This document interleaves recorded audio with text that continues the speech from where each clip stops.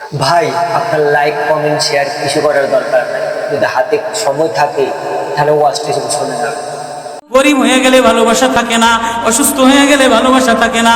চোখের কোনায় যদি ময়লা হয় তো বান্ধবী তাকায় না তোর চোখের কোনায় ময়লা, নাকের কোনায় যদি ময়লা হয় তো বন্ধু বান্ধবী তাকায় না, এখানে যদি একটা ফোড়া হয় তো বন্ধু বান্ধবী তাকায় না। ভালোবাসা মিলান হয়ে যায়, অভাবে পড়লে ভালোবাসা মিলান হয়ে যায়, অসুস্থ হয়ে গেলে ভালোবাসা মিলান হয়ে যায়।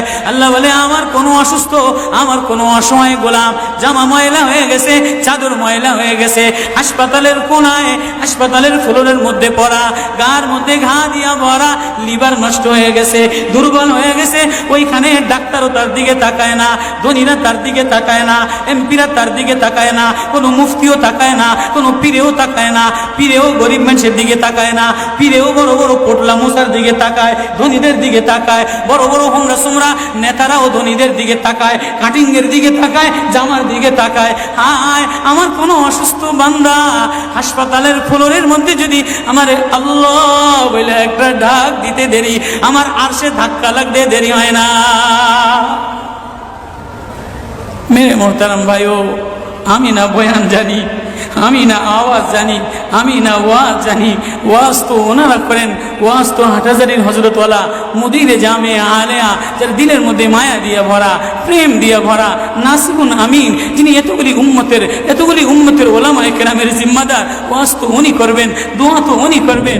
আমি এক কাঙ্গাল জঙ্গল থেকে উঠে আইসা ফাঁকা এই ময়দানে আমি না নারা লাগাইতে জানি, আমি না আলোড়ন সৃষ্টি করতে পারি মেরে ভাইও, কিন্তু দিলে এক ব্যথা ভরা, হায় দিল আল্লাহ থেকে গাফিল হয়ে গেছে,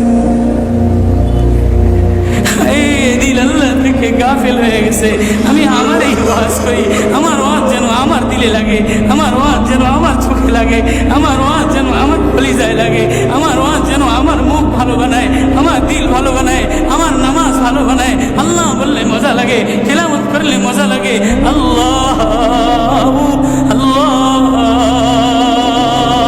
বাজার ভরা মানুষ, আল্লাহ মজা বললে বলা নাই। আল্লাহ আওয়াজ দিয়ে বলে তোমার কিছু আমার কাছে আসে না।